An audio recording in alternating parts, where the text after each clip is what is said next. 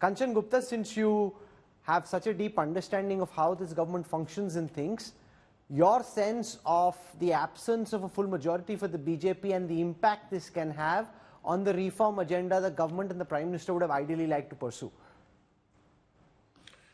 No, I think, you see, the Prime Minister will still push ahead with what he believes are the priorities of his government.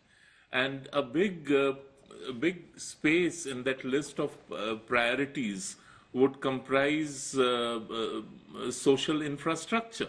Because he does believe that unless you are offering people a roof on their head, over their head, unless you are offering people toilets, unless you are offering them basic health guarantees, and unless you have public health measures like piped potable water in every home, you cannot think in terms of motivating people into working for a higher wage or working in different ways to earn a livelihood.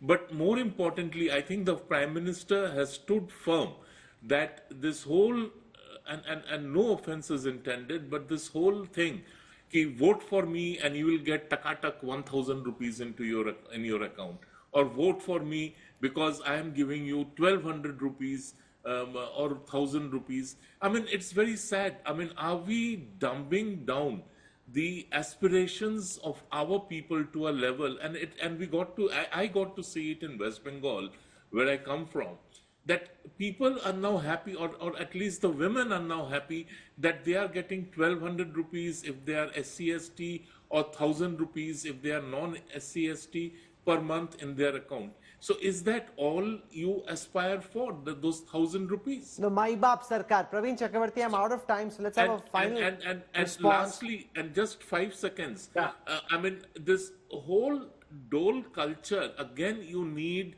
a bipartisan look at it, that these are the red lines.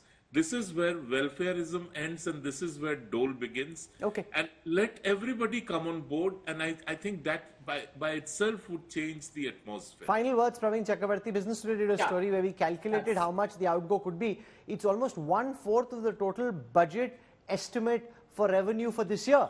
So if 1/4 is spent because taka tak, you're giving money into people's bank account, it's the surest way for the country to end up with a lot of public debt. Rahul, I just detailed out a long list of ideas for job creation. I actually have not heard a single concrete idea from anybody else yet.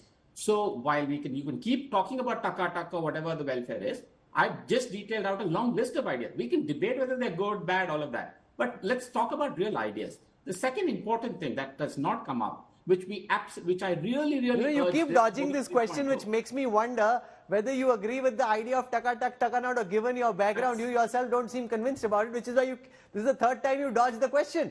If 1/4 of the total revenue estimate, you keep saying this, but you're not answering the question. If 1/4 of the total revenue estimate of this fiscal gets spent on taka, give you money sitting at home, do you think that's a good idea? Is that the right way to run the country?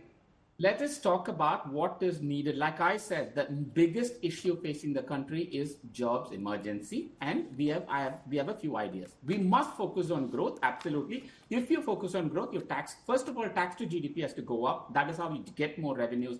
Your growth has to be high. You have to have tax buoyancy. But there is one important thing I want to point out economically, because finally we actually do have a coalition government, which is great for India's federalism. The federalism charade has to stop. The cess mess, where 1/5 of the tax revenues is through cesses, that goes only to the union government, and the states were deprived, will have to stop. Again, I will point out, in our manifesto, we said that we will limit cesses to 5% of overall gross tax revenues. So these are things in the manifesto. Many of you choose not to see it, but this is something that a coalition-run Modi 3.0, I am sure, will definitely consider, or will be forced to consider. Okay, I'm out of time. We've had a high-quality discussion. We may not have been able to come to any consensus on what needs to be done next, but at least we saw a sharp articulation of ideas. And that's really what democracy is all about. You hear contesting ideas, you try and come to a bipartisan consensus. A lot of that will be required. A lot of changing will be required in the government style of functioning. We'll see whether the opposition also changes its style of obstruction a bit or not. But fascinating days ahead for the time being. Ridham Desai for joining us with your sharp thoughts. Thank you very much. Praveen Chakravarti for countering them. And Kanchan Gupta, I'm delighted that you're back on television. We've been missing you. So we hope to have a lot more of you in the days to come and share your insights with our viewers. Siddharth, thanks as always.